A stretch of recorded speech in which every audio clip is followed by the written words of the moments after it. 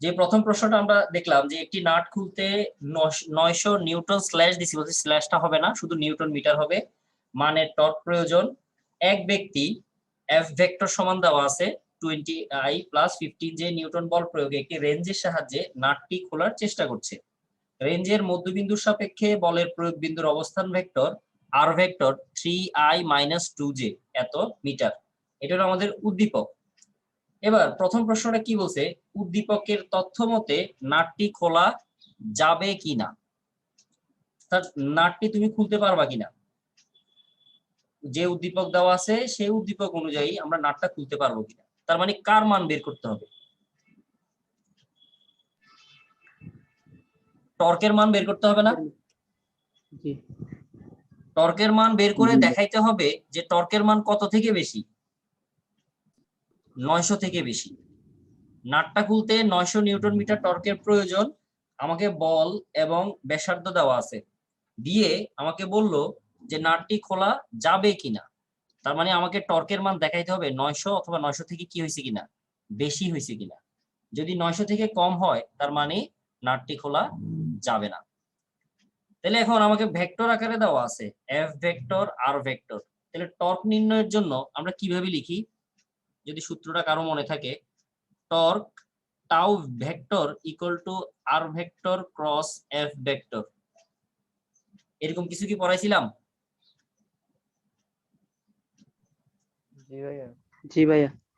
তাহলে এখানে ভেক্টরের কি গুণন, ক্রস গুণন। আর ক্রস গুণনের নিয়ম মোটামুটি আমরা অনেকেই জানি, যেটা হচ্ছে কি নিয়ম, নির্ণায়কের নিয়মে। তাহলে নির্ণায়কের নিয়মে কি করতে হয়, আই জে কে তিনটা ধরতে হবে। এবার প্রথমে বসাইতে হবে কার মান, প্রথমে যে আছে তার মান বসাইতে হবে, অর্থাৎ আর এর মান আগে বসাইতে হবে তোমাকে। তাহলে আর এর আই এর সহগ কত 3, জে সহগ কত -2, কে নাই তার মানে কত 0। সেম ভাবে এফ ভেক্টরের জন্য 20I 15J, কে ভেক্টর নাই তার মানে হচ্ছে 0। এখন ম্যাথে কি সবাই নির্ণায়ক করছো? জি ভাইয়া করছি। তাহলে নির্ণায়কের নিয়ম তো মোটামুটি সবাই জানো। হ্যাঁ।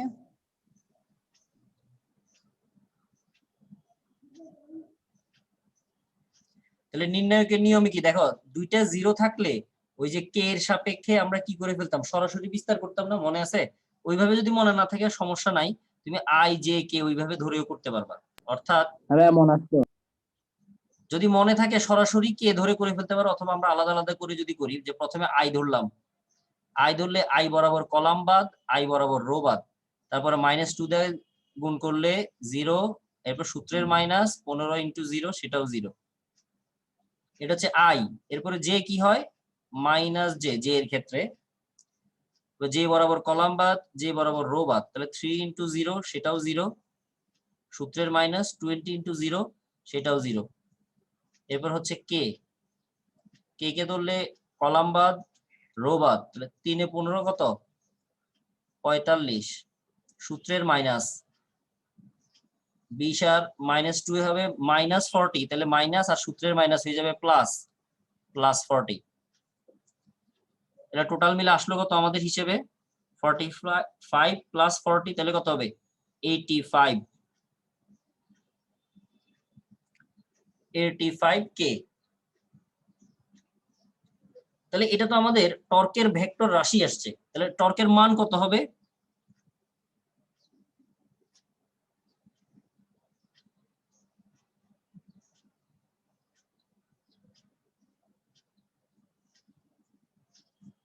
মান নির্ণয় তো আমরা সবাই জানি, সহগটার স্কয়ার সাথে রুট, তাহলে স্কয়ারের রুট চলে যাওয়ার পর কত থাকবে 85 নিউটন মিটার। তাহলে প্রশ্নে যে অনুযায়ী আমাকে বল এবং ব্যাসার্ধ দেওয়া আছে সেই অনুযায়ী যদি আমি টর্কের মান বের করি, টর্কের মান কত আসলো 85। কিন্তু আমাদের প্রয়োজন কত, নাটটা খোলার জন্য বা স্ক্রুটা খোলার জন্য প্রয়োজন কত আমাদের 900। তাহলে কি খোলা যাবে না, খোলা যাবে না। তার মানে কি বলে দিব, যেহেতু 85 is less than 900, newton metre. সুতরাং নাটটি খোলা যাবে না। বুঝে গেছে? এখন পর্যন্ত যা পড়াইছি বা যা করছি অঙ্কটা কারো কোনো প্রবলেম আছে কিনা? প্রবলেম থাকলে শেয়ার করো। ভাইয়া একটু কোশ্চেনটা আরেকবার বলবেন? কারেন্ট ছিল না তো, পাই নাই। কোশ্চেনটা কি ছিল? বুঝি না, আরেকবার বলো। কোশ্চেন? জি ভাইয়া, কোশ্চেনটা কি ছিল? কোশ্চেনটা হচ্ছে নাটটি খোলা যাবে কিনা। ওটা স্ক্রিন শেয়ারের মধ্যে আমরা প্রথমে আরেকবার দেখাই দিচ্ছি। দেখো প্রশ্নটা তুমি। ভাই আমি দিছি তো ভাইয়া, এই গ্রুপে দিছে তো, অনেকেই তো দিছে গ্রুপে। স্ক্রিনশট তুলে দিছি তো। ভাইয়া এখানে একটা কোশ্চেন করার ছিল। বলো। ভাই এই যে এখানে লিখছে যে রেঞ্জের মধ্যবিন্দু সাপেক্ষে বলে প্রয়োগ বিন্দুর অবস্থান, ভাই এটা একটু বুঝিয়ে দিলে ভালো হবে ভাই। মানে এটা হচ্ছে যে, মনে করো এটা হচ্ছে সেই রেঞ্জটা। এই কলমটাকে আমি আপাতত রেঞ্জটা চিন্তা করলাম। এখন রেঞ্জটা দিয়ে তুমি তো একটা মাথা তো কার সাথে আটকাবা? নাটের সাথে আটকাবা না? জি ভাই। আরেকটা মাথা ধরেই তো তুমি বল প্রয়োগ করবা নাকি? জি ভাই। এখন এই যে তুমি বলটা প্রয়োগ করতেছো, সেটা ওই নাট বা ওই কেন্দ্র থেকে কত দূরত্বে, তোমাকে ওই দূরত্বটা দেওয়া আছে ভেক্টর আকারে। বলটা কোথায় প্রয়োগ করতেছো তুমি? বলের প্রয়োগ বিন্দু। ওকে, বুঝছি ভাই। জি ভাই। আচ্ছা ঠিক আছে। তাহলে এটা গেল প্রথম কোশ্চেন। এবার দ্বিতীয় কোশ্চেন কি করছে আমাকে? দ্বিতীয় কোশ্চেনটা একটু সবাই দেখো। দ্বিতীয়টা বলছে কি ব্যবস্থা গ্রহণ করলে নাটটি বলের মান বৃদ্ধি না করে খোলা যাবে?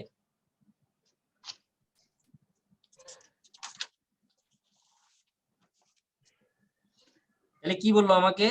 যে কি ব্যবস্থা তুমি গ্রহণ করবা, যদি করো তাহলে নাটটি তুমি খুলতে পারবা কিসের মান বৃদ্ধি না করে? বলের মান। বলের মান বৃদ্ধি না করে খোলা যাবে কিনা। এখন টর্কের ক্ষেত্রে যে আমরা ব্যাপারটা দেখি সেটা হচ্ছে, টর্কের আরো একটা সূত্র আছে আমাদের হাতে, যেটা শুধু মানের সূত্র। সেটা হচ্ছে আর এফ সাইন থিটা।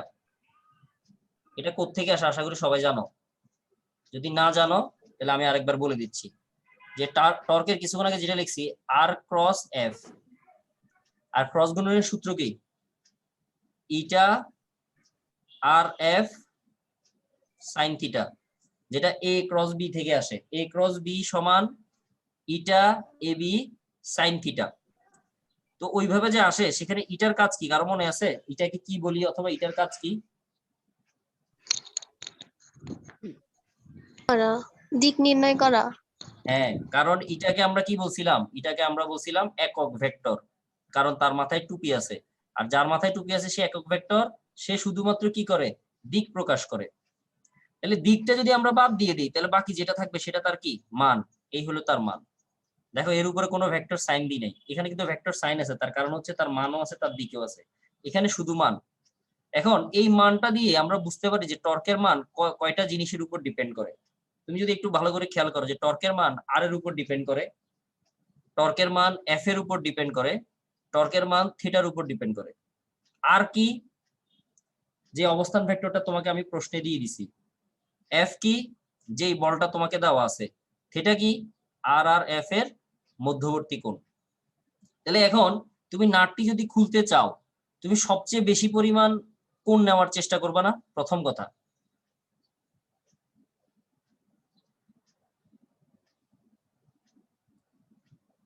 তুমি যদি নাটটা খুলতে চাও, তাহলে তুমি টর্কের মান বেশি তো করতে চাইবা।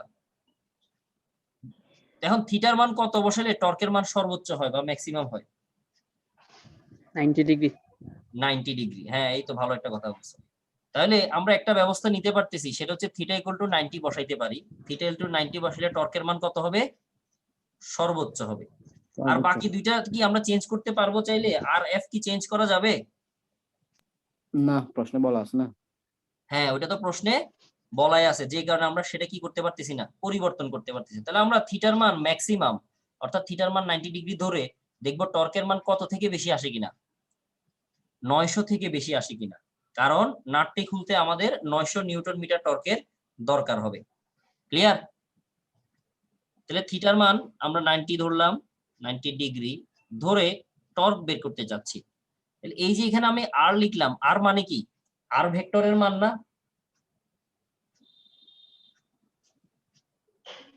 এই আরটা কি?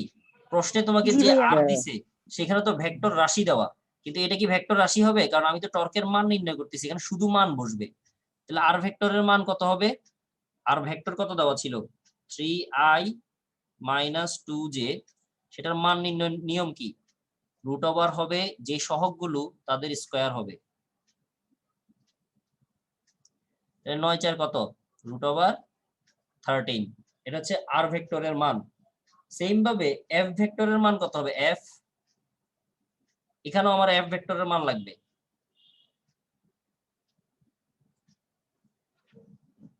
রুট ওভার সহগগুলো কত কত? 20 স্কয়ার প্লাস 15 স্কয়ার। তাহলে কত আসে একটু সবাই দেখো, মনে হয় 25 আসবে যতটুকু মনে পড়ে। 20 আর 15 তো 25 আসার কথা মনে হয়। জি ভাইয়া। 25 নিউটন। তাহলে আর এর মান পাইলাম, এফ এর মান পাইলাম, আর থিটার মান কত বসাবো? 90 বসাবো। বসিয়ে দেখি যে টর্কের সর্বোচ্চ মান আমরা কত পেতে পারি। আর এর মান হচ্ছে রুট ওভার 13, এফ এর মান হচ্ছে 25, আর সাইন কত ডিগ্রি? 90 ডিগ্রি। তাহলে একটু দেখো কত আসে টর্কের সর্বোচ্চ মানটা। 90.13। 90.13 নিউটন। তাহলে আমাদের দরকার ছিল কত? 900। 90 না সরি 900। আমাদের 900 দরকার। তাহলে হইলো?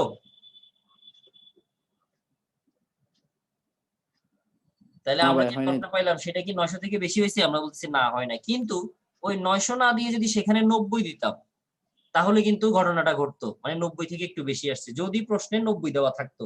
কিন্তু প্রশ্নে তো আমরা কত দিছি? 900, যে নাট খোলার জন্য 900 নিউটন মিটারের প্রয়োজন, কিন্তু এখানে আসছে কত? অনলি 90। তার মানে বলের মান বৃদ্ধি ছাড়া কোনোভাবেই তুমি কি করতে পারবা না? নাটটিকে খুলতে পারবা না। কথা কি বুঝে গেছে? জি ভাইয়া। কারো কোনো প্রশ্ন থাকলে করতে পারো।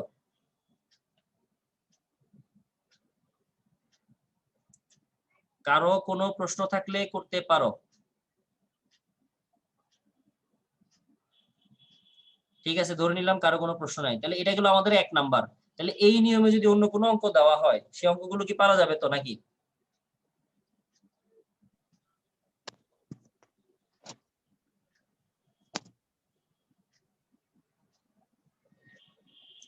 এবার আমরা 3 নাম্বারে যাচ্ছি। 3 নাম্বার প্রথমে আমি স্ক্রিন শেয়ারের মাধ্যমে দেখাই, যারা যারা ইয়া পাইছো তারা তো পাইছোই, তারপর আমি স্ক্রিন লাস্টে ফিনিশিং কিভাবে দিবে এটার?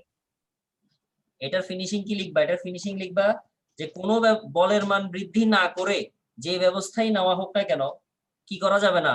নাটটিকে খোলা যাবে না। ঠিক আছে?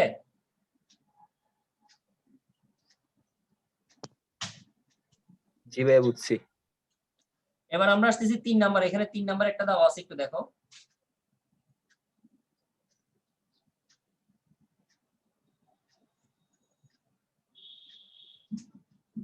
একজন মাঝি, এই যে আমি মার্ক করে দিচ্ছি, একজন মাঝি অনুভূমিকের সাথে 60 ডিগ্রি কোণে লগি। লগি কি চিনো সবাই? লগি বৈঠা বলে যে,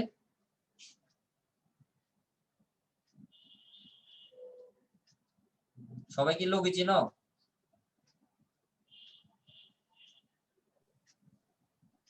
লগি কি ভাই? জি না। লগি হচ্ছে যারা যারা ভেলায় চড়ছো, ভেলা, কলা গাছ দিয়ে যে ভেলা বানায়, ভেলা বানানোর পরে বড় একটা বাঁশ নাও না, লম্বা দেখে, যেটা দিয়ে তুমি নিচে মানে মাটিতে ধাক্কা দিবা আর ভেলাটা সামনের দিকে আগাবে।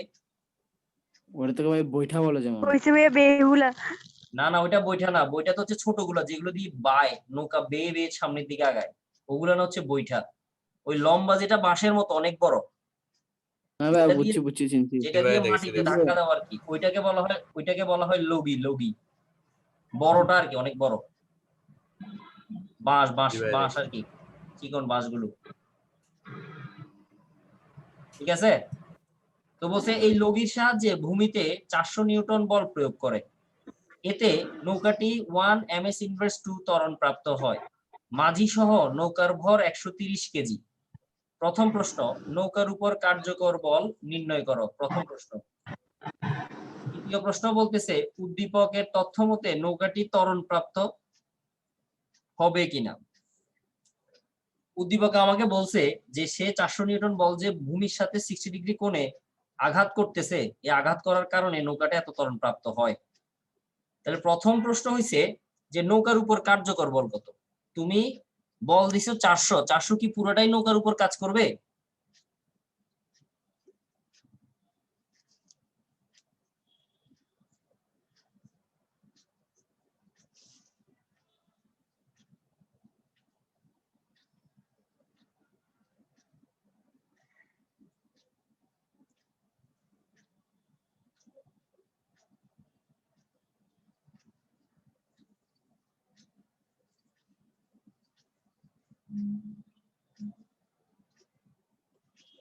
এই যেটা দিয়ে তুমি ভূমিকে আঘাত করতে পারবা, মানে যে নদী দিয়ে চলতেছো, নদী বলো, খাল বলো, বিল বলো, সেই ইয়াতে ধাক্কা দিতে পারবা তুমি মাটিতে। সেই মাটিতে তুমি বল প্রয়োগ করতেছো। কত বল প্রয়োগ করছে বলছে? 400 নিউটন। এই 400 নিউটন বল ভূমির সাথে বা অনুভূমিকের সাথে কত ডিগ্রি কোণে আছে? 60 ডিগ্রি কোণে। আমার কথা কি শোনা যাচ্ছে না?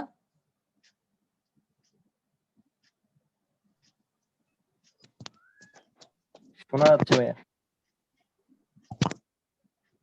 ভাইয়া শোনা যাচ্ছে কিন্তু লেখাগুলো ঝাপসা আসতেছে।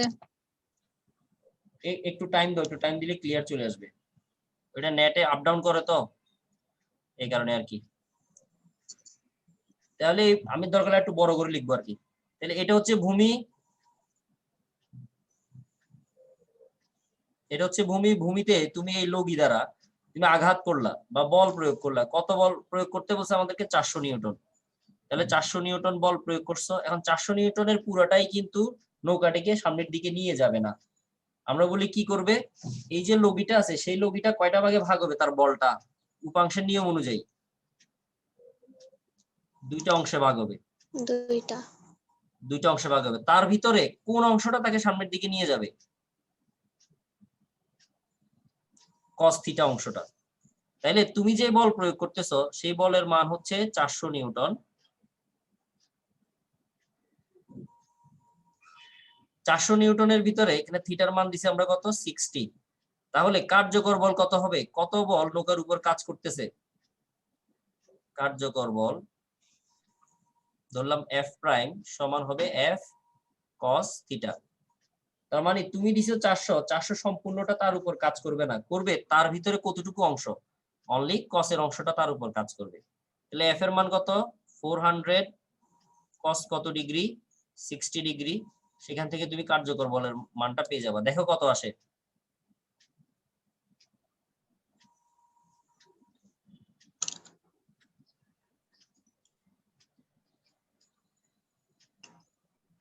ভাইয়া cos থিটা নট হবে না? এখানে থিটা নট কি আবার? ভাই 200। 200 নিউটন।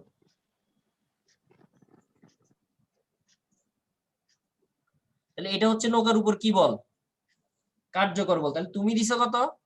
400, কিন্তু তার কতটুকু অংশ কাজে লাগতেছে? অনলি cos থিটা অংশটা কাজে লাগতেছে, যেটার মান হচ্ছে কত নিউটন? 200 নিউটন। এটা গেল আমাদের প্রথম প্রশ্ন। এবার দেখো দ্বিতীয় প্রশ্নে কি বলছে। এটুকু পর্যন্ত কারো প্রশ্ন আছে? ভাই আরেকবার রিপিট করে দেন। নৌকাতে অবস্থিত মাঝি লগি দিয়ে ভূমিকে আঘাত করছে কত ডিগ্রি কোণে? 60 ডিগ্রি কোণে। এখন সে তো কোনাকুনি আঘাত করছে, তাহলে নৌকা তো যাবে সামনের দিকে। তাহলে তার 400 নিউটন বল সম্পূর্ণটা কাজে লাগতেছে না। সেই 400 নিউটনের শুধু কসের অংশটা নৌকাটাকে আস্তে আস্তে সামনের দিকে নিয়ে যাবে। এই কারণে এই cos থিটাকে, মানে সম্পূর্ণ বলের cos থিটা অংশটাকে আমরা কি নাম দিছি? কার্যকর বল। কার্যকর বল। তাহলে ওই কার্যকর বল দিয়েই তো নৌকাটা সামনের দিকে আগাবে। তো প্রথম প্রশ্ন বলছে কার্যকর বল কত, তো সেখান থেকে আমরা কার্যকর বলের মানগুলো বসিয়ে পাইছি কত নিউটন? 200 নিউটন। এবার আমরা 2 নাম্বার প্রশ্নে যাচ্ছি। 2 নাম্বার প্রশ্নে কি বলছে, উদ্দীপকের তথ্য মতে নৌকাটি ত্বরণ প্রাপ্ত হবে কিনা। তাহলে উদ্দীপকে যে সকল তথ্য দেওয়া ছিল তথ্য অনুযায়ী একটা ত্বরণও দেওয়া ছিল। ত্বরণটা কত ছিল? 1 ms ইনভার্স 2। ঠিক আছে? জি ভাইয়া। এখন নৌকাটা যে ত্বরণ প্রাপ্ত হবে অথবা সামনের দিকে যাবে, সেটা কোন বলের কারণে যাবে, সে বা কোন বলের কারণে সে এই ত্বরণটা প্রাপ্ত হবে? F cos theta। F cos থিটার কারণে। হ্যাঁ, ঠিক আছে। তাহলে ওই F cos থিটা বল, যেটাকে আমরা F প্রাইম ধরছি, যেটার মান কত ছিল? 200 নিউটন। এটা হচ্ছে এখন তার উপর কার্যকর বল, এবং এই বল দিয়েই নৌকাটা কোথায় যাবে? সামনে যাবে অথবা তার ত্বরণ হবে। তাহলে বলের সূত্র আমরা কি জানি? F ইকুয়াল টু কি? m a, সেটা হচ্ছে 200, সেখান থেকে আমরা ত্বরণটা বের করলাম a equal to 200 divided by m। m এর মান দেওয়া আছে না? 130 কেজি। তাহলে বসাই দাও 200 ডিভাইডেড বাই 130। দেখো ত্বরণের মান কত আসে? 1.538। 1.538। হ্যাঁ 1.538 মিটার পার সেকেন্ড। তাহলে উদ্দীপকে আমাকে কত বলছিল? অনলি 1 বলছে, কিন্তু আমরা দেখতেছি আসলে সে যে ত্বরণটা পাচ্ছে সেটা হচ্ছে 1.538।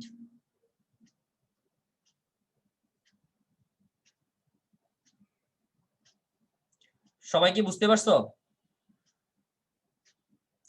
জি ভাইয়া। এরকম কয়েকটা অঙ্ক আমি করাই দিচ্ছি, ওরকম আদলে হয়তোবা তোমাদেরকে আমি কয়েকটা নিজেরা করতে বলবো আর কি। তাহলে এটা গেল কত নাম্বার? 3 নাম্বার করলাম, 1 নাম্বার গেল, 3 নাম্বার। 4 নাম্বারটা পড়ো তো, দেখো 4 নাম্বারটা পারবা কিনা বা পরিচিত কিনা তোমাদের। জুম যদি অফ হয়ে যায় তাহলে সবাই আবার একই লিংকে জয়েন দিবা। 30 গ্রাম ভরের একটি মার্বেল 10 ms ইনভার্স 1 বেগে সোজা গিয়ে একটি স্থির মার্বেলকে ধাক্কা দেয়। ধাক্কার পর মার্বেলটি তার 75% বেগ হারায় এবং স্থির মার্বেলটি 9 ms ইনভার্স 1 বেগ লাভ করে। স্থির অবস্থান থেকে 3 মিটার দূরে একটি মাটির দেয়ালকে ধাক্কা দেয়। মাটির দেওয়ালে বাধাদানকারী বল 3 নিউটন। তার মানে এখানে সম্পূর্ণ একটা ঘটনা তোমাকে বলা হয়েছে। ঘটনাটা হচ্ছে কি, একটা মার্বেল স্থির অবস্থায় আছে, আর একটা মার্বেল দিয়ে তুমি সেটাকে মারছো। তো প্রথম যে মার্বেলটা গিয়ে ধাক্কা দিচ্ছে তার বেগ কত দেওয়া আছে? 10। আর দ্বিতীয় যে মার্বেলটা তার বেগ কত? 0, যেহেতু সে স্থির।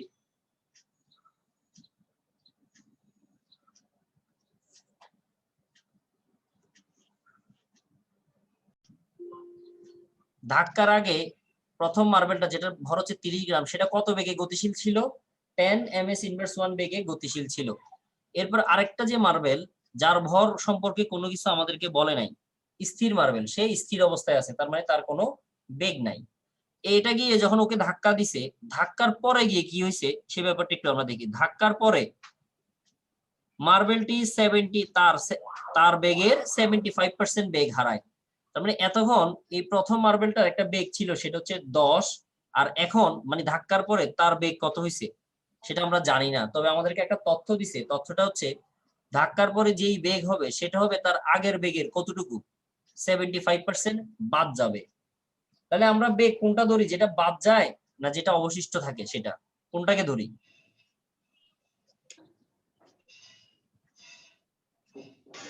অবশিষ্ট। হ্যাঁ, অবশিষ্ট যে অংশটা থাকে সেটাকে আমরা তার বেগ ধরি। তাহলে 75% যদি সে হারাই ফেলে, তার বেগ আছে কত ধাক্কার পরে? সেটা আমরা নির্ণয় করব যে ধাক্কার পরে কার বেগ? এর বেগ। ভি ইকুয়াল টু, তার একটা আদি বেগ ছিল, সে আদি বেগ থেকে আদি বেগের কত পার্সেন্ট বিয়োগ যাবে? 75%। তাহলে থাকবে কতটুকু? অবশিষ্ট থাকবে আর তার কতটুকু? 25% না?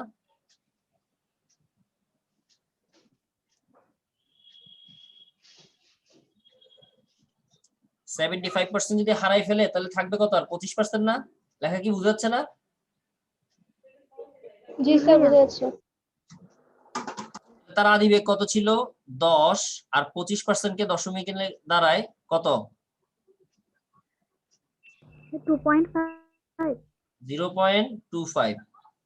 তাহলে গুণ দিলে কত আসবে? 2.5 ms ইনভার্স 1।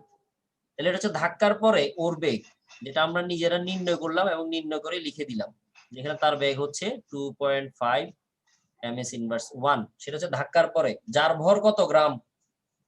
30 গ্রাম। এরপর আরো একটা কথা বলছে, এই যে ধাক্কা দিছে, দেওয়ার পর যে মার্বেলটা এতক্ষণ স্থির ছিল, যে মার্বেলটা ধাক্কার আগে স্থির ছিল, সে কত বেগ প্রাপ্ত হয়েছে? সে যে বেগ প্রাপ্ত হয়েছে তার মান হচ্ছে 9 ms ইনভার্স 1।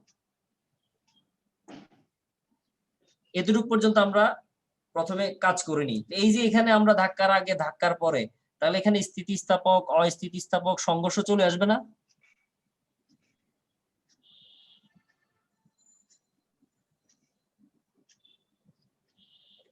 মনে আছে সংঘর্ষ যে দুই প্রকার, স্থিতিস্থাপক অস্থিতিস্থাপক?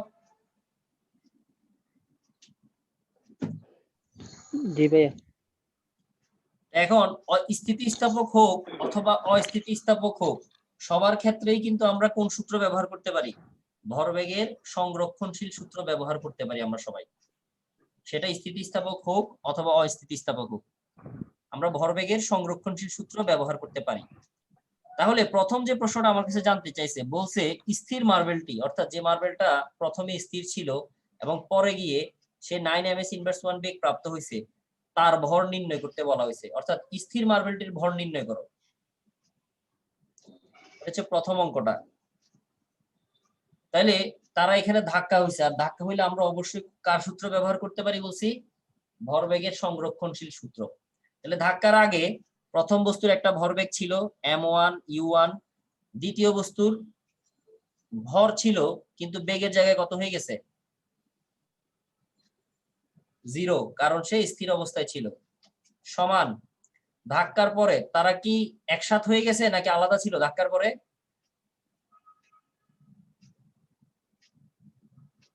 আলাদা ভাই।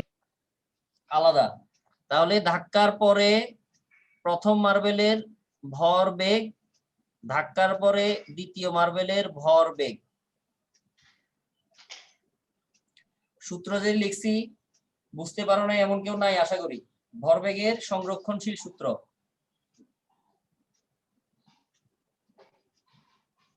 কারো কি সমস্যা আছে? ধাক্কার আগেও তারা আলাদা ছিল, দেখো ধাক্কার আগেও তারা আলাদা ছিল, এই কারণে আলাদা আলাদা ভরবেগ। ধাক্কার পরেও তারা আলাদা, তাহলে আলাদা আলাদা ভরবেগ। তাহলে এবার প্রথম বস্তুর ভর আমাকে দেওয়া আছে, সেটা হচ্ছে 30 গ্রাম। 30 গ্রামে লিখলাম, চাইলে কেউ কেজিতেও লিখতে পারো। তার আদি বেগ কত ছিল? 10।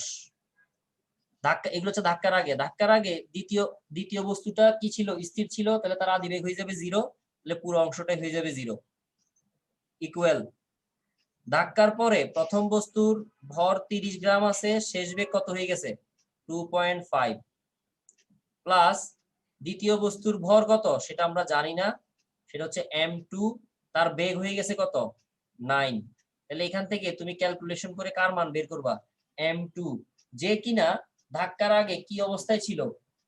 স্থির অবস্থায় ছিল, যেটাকে তোমার প্রথম প্রশ্ন বলছে স্থির মার্বেলটির ভর নির্ণয় করো। সে আগে না স্থির ছিল? ধাক্কার পরে কি সে আর স্থির আছে?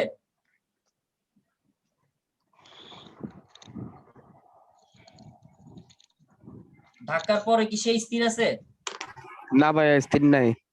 তো ওইভাবেই এখান থেকে m2 এর মানটা বের করো, বের করে দেখো তো কত গ্রাম আসে। 250 গ্রাম। সবার আসে কিনা দেখো।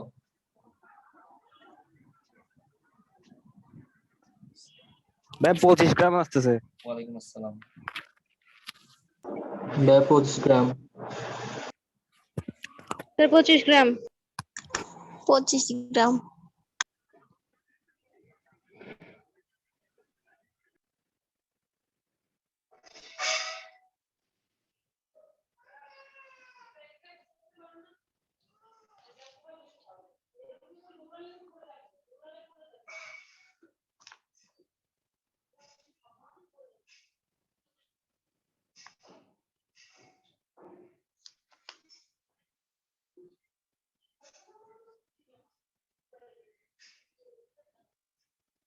পঁচিশ গ্রাম না 250 আসে, কোনটা আসছে? 25 গ্রাম। হ্যাঁ 25 গ্রাম আসবে, 250 যার আসছে ওইটা ভুল হয়েছে, 25 আসবে। ঠিক আছে, এটা তো সহজটা একবারে, এটা হচ্ছে একবার সহজ। এটা বোঝো নাই বা পারো নাই এমন কেউ আছো? বুঝো নাই অথবা পারো নাই এমন কেউ থাকলে আমাকে বলবা, কিন্তু এর মজা পাওয়ার কিছু নাই। এরপরে আসি আমরা 2 নাম্বারটাতে। 2 নাম্বার প্রশ্নে কি বলছে দেখো, মার্বেলটি দেওয়ালের মধ্যে কত দূর প্রবেশ করবে। তাহলে কোন মার্বেলটা যাচ্ছে? আমরা ওই বুলেট এবং তক্তার কিছু অঙ্ক করছিলাম গতিবিদ্যায়, মনে আসেনি কারো?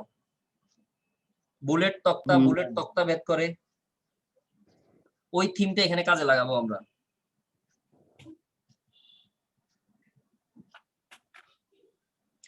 তাহলে যেই মার্বেলটা গিয়ে মাটিকে ধাক্কা দিচ্ছে সেই মার্বেলটা কোনটা?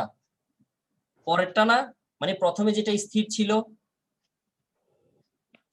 মনে না থাকলে একবার করে উদ্দীপকটা দেখে নিবা।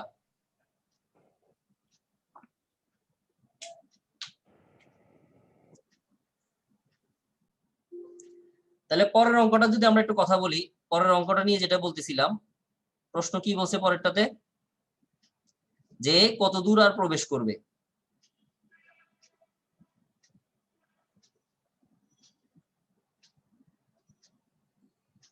তাহলে যাচ্ছে কে? দ্বিতীয় মার্বেলটা যাচ্ছে, যার ভর তোমরা কিছুক্ষণ আগে বের করছো, সেটা হচ্ছে 25 গ্রাম, আর যার বেগ হচ্ছে 9 ms ইনভার্স 1, অর্থাৎ ধাক্কাধাক্কি করার পরে গিয়ে তার যে বেগটা সে পাইছে, যেটা তার এখন আদি বেগ হিসেবে আমরা ধরতেছি, সেটা হচ্ছে 9 ms ইনভার্স 1। এই বেগ নিয়ে সে একটা দেওয়ালকে, বা মাটির দেওয়াল বলতেছে, গ্রামে মাটি দিয়ে যে ঘরগুলো বানায় ওই দেওয়ালগুলোর কথা চিন্তা করো। একটা মার্বেল, সেই মার্বেলটা একটা বেগ নিয়ে যাচ্ছে, বেগের মান হচ্ছে 9 ms ইনভার্স 1, গিয়ে সে মাটির দেওয়ালকে ধাক্কা দিছে। তাহলে যখন মাটির দেওয়ালকে ধাক্কা দেওয়া শুরু করবে, তখন মাটি তাকে একটা মন্দন দিবে না, অর্থাৎ তার বেগটা হ্রাস করতে চাইবে না? হ্যাঁ জি ভাইয়া। ভাইয়া। এখন মাটি আমাকে এখানে একটা কথা বলছে যে সে 3 নিউটন বলে তোমাকে বাধা দিবে। মাটি যে তোমাকে বাধা দিবে, কত নিউটন বলে বাধা দিচ্ছে? 3 নিউটন বল। আর বল ইকুয়াল টু কি জানি? এফ ইকুয়াল টু আমরা সবাই জানি এম এ। সেখান থেকে তুমি এটা বের করো, এ ইকুয়াল টু হচ্ছে 3/m। তাহলে এই যে বাধাটা দিবে, সে কাকে দিবে? মানে এম এর মানটা আমি কি লিখবো? কাকে বাধা দিচ্ছে সে? মার্বেলটাকে না? মার্বেলটাকে। তাহলে মার্বেলটার ভর কত? তুমি কিছুক্ষণ আগেই বের করছো মার্বেলটার ভর কত গ্রাম? 25 গ্রাম। এখন এখানে কি গ্রামে বসাবা না কেজিতে বসাবা?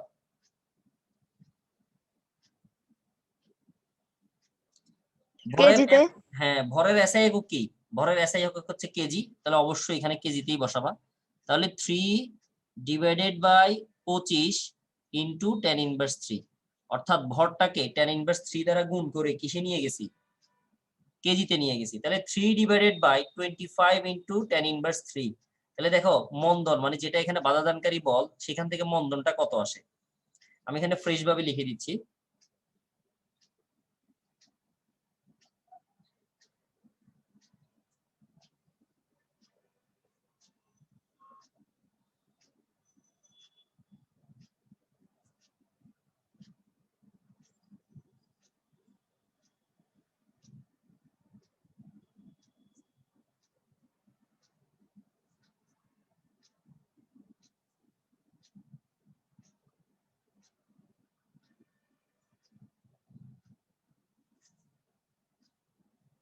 Three divided by 25 into 10 inverse 3 কত আসে মন্দনের মান? 120। 120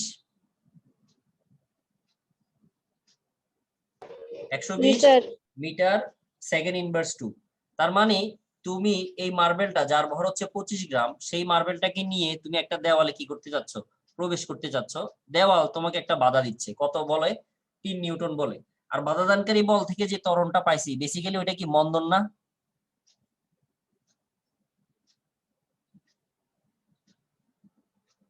মন্দন কিনা সেটা? জি ভাইয়া। তাহলে তোমার আদিবেগ হচ্ছে 9। এই মন্দন তোমাকে সে প্রদান করবে একটা নির্দিষ্ট দূরত্ব প্রবেশ করার পর, কোনো এক সময় গিয়ে তার বেগটা, যেটা শেষ বেগ আমরা বলতেছি, সেই শেষ বেগটা কত হয়ে যাবে? 0। তার মানে সে সম্পূর্ণরূপে কি করবে? থেমে যাবে। সম্পূর্ণরূপে থেমে যাবে। তার মানে আগে, মানে মাটির দেওয়ালে প্রবেশ করার আগে তার বেগ ছিল 9, যেটাকে আমরা আদি বেগ বলছি। যতটুকু দূরত্ব সে অতিক্রম করবে, যেটাকে আমরা এস ধরতেছি, দূরত্ব অতিক্রম করার পর তার শেষ বেগ কত হয়ে যাবে? 0 হবে। এবং এই যে 0 হচ্ছে তাকে কত মন্দন ক্রিয়া করবে তার উপর? 120। তাহলে টোটাল, তাহলে সূত্র কি দাঁড়াইছে? প্রশ্ন আমাকে বলছে যে দেওয়ালের ভিতরে কত দূর প্রবেশ করবে, তাহলে সূত্রটা দাঁড়াচ্ছে V square is equal to U square plus 2as। Plus না লিখে তুমি সরাসরি মাইনাস লিখতে পারো, যেহেতু এখানে মন্দনের কথা বলা হয়েছে। তুমি প্লাস না লিখে সরাসরি মাইনাস লিখতে পারো, অথবা এর মান যদি তুমি বসাও তাহলে মাইনাস হিসেবে বসাইতে হবে। তো মনে করো আমরা মাইনাস ধরেই করলাম, প্লাস না ধরে আমরা মাইনাসই ধরি, যে V square equal to U square minus 2s। তাহলে সেখান থেকে s এর মানটা বের করতে হবে, V square sorry U square minus V square divided by 2a। তাহলে আদি বেগ কত ছিল? আদি বেগ ছিল 9 স্কয়ার, শেষ বেগ কত হবে? 0 2, এর মান কত? 120। তাহলে দেখো কত দূর প্রবেশ করতেছে, s এর মানটা কত আসে?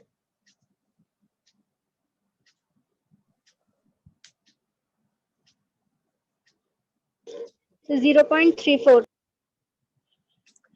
0.34 মিটার। দেখো এই অ্যান্সারটা সবার আসছে কিনা। এই হলো আমাদের অঙ্ক, এইভাবে আমরা এই অঙ্কগুলো করবো আর কি। তাহলে অলরেডি তুমি এখান থেকে একটা জিনিস বা একটা হিন্টস পাচ্ছ, সেটা হচ্ছে নিউটনীয় বলবিদ্যায় শুধু নিউটনীয় বলবিদ্যার অঙ্ক নাই, নিউটনের বলবিদ্যার সাথে এখানে গতিবিদ্যার কিছু অংশ রিলেটেড হয়ে যাচ্ছে, সাথে আবার ওই অনেকগুলো অধ্যায় এখানে মিক্স হয়ে যাচ্ছে আর কি। তো এই জন্য তোমাকে আগের গুলোও জানতে হবে, এটাও জানতে হবে, না হলে তুমি অঙ্কে বুঝবাই না, অঙ্কের থিমটা মাথায় আসবে না, না হলে সমস্যা হবে।